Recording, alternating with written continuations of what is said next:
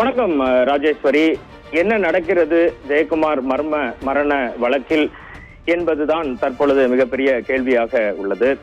சிபிசிஐடிக்கு இந்த வழக்கு மாற்றப்பட்ட நிலையில் புதிய கோணங்களுக்குள் ஜெயக்குமார் மர்ம வழக்கு விசாரணை செல்வதாகவே நமக்கு கிடைக்கும் தகவல்கள் தெரிவிக்கின்றன. ராஜேஸ்வரி, சிபிசிஐடி அலுவலகத்திற்கு ஜெயக்குமாரின் மனைவி மற்றும் அவரது மகள் ஆகியோர் வரவழைக்கப்பட்டு 5.25 மணி நேரத்திற்கு மேல் விசாரிக்கப்பட்ட நிலையில் நேற்று ஜெயக்குமாரின் உடன் பிறந்த தம்பி ராஜன் சிபிசிஐடி நெல்லை அலுவலகத்தில் நேற்று ஆஜரானார். அவரிடம் முழுவதுமாக விசாரணை நடத்தப்பட்டு அந்த விசாரணை வீடியோ பதிவாக எடுக்கப்பட்டுள்ளதாக தகவல்கள் வெளியாகியுள்ளது.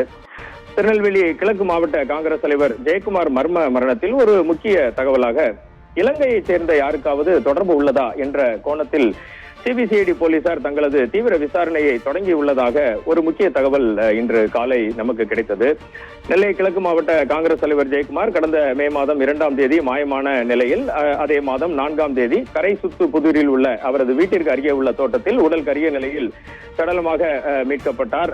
அவர் எழுதிய மரண வாக்குமூலம் பெரும் பரபரப்பை ஏற்படுத்திய நிலையில் நெல்லை மாவட்ட எஸ்பி சிலம்பரசன் தலைமையில் 10 தனிப்படைகள் அமைத்து விசாரணை நடந்து வந்த நிலையில் 20 நாட்களுக்கு மேலாக எந்த முன்னேற்றமும் இல்லாததால் தமிழக காவல்துறை தலைமை இயக்குனர் சங்கர் ஜுவாலின் ஆணைப்படி இந்த வழக்கு சிபிசிஐடிக்கு உடனடியாக மாற்றப்பட்டது. சிபிசிஐடியும் தொடர்ந்து தங்களது விசாரணையை நடத்தி வருகின்றனர்.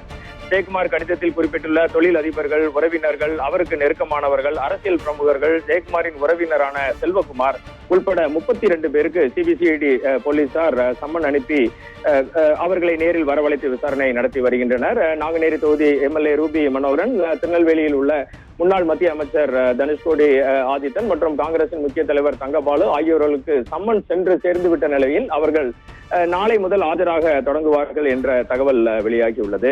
இதனிடையே தூத்துக்குடியில் உள்ள ஜெயக்குமாரின் மனைவி ஜெயந்தியின் சகோதரியான பள்ளி ஆசிரியை மல்லிகா மற்றும் அவரது குடும்பத்தினரிடம் ஒரு விசாரணை நடத்தி வாக்குமூலம் பெறப்பட்டுள்ளதாக சிபிசிஐடி தகவல்கள் தெரிவிக்கின்றன.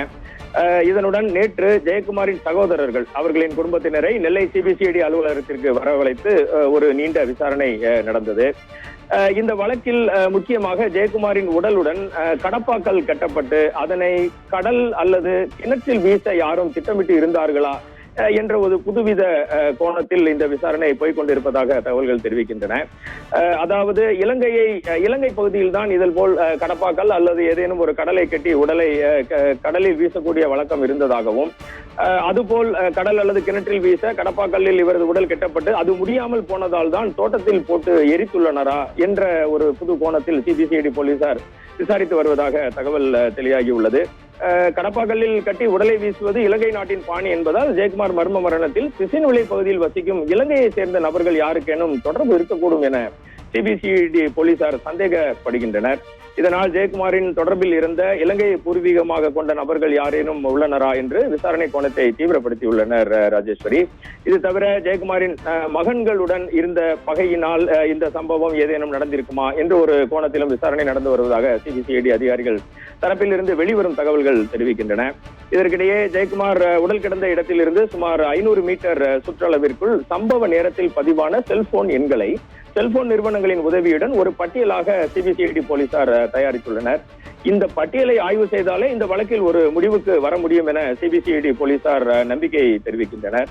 இது தவிர நாம் ஏற்கனவே குறிப்பிட்டபடி ஜெயக்குமாரின் தம்பி KPK ராஜன் மற்றும் உறவினர்கள் ஜான் உள்ளிட்ட 6 பேர் நெல்லை சிபிசிஐடி அலுவலகத்தில் விசாரணைக்கு ஆஜரானார்கள்.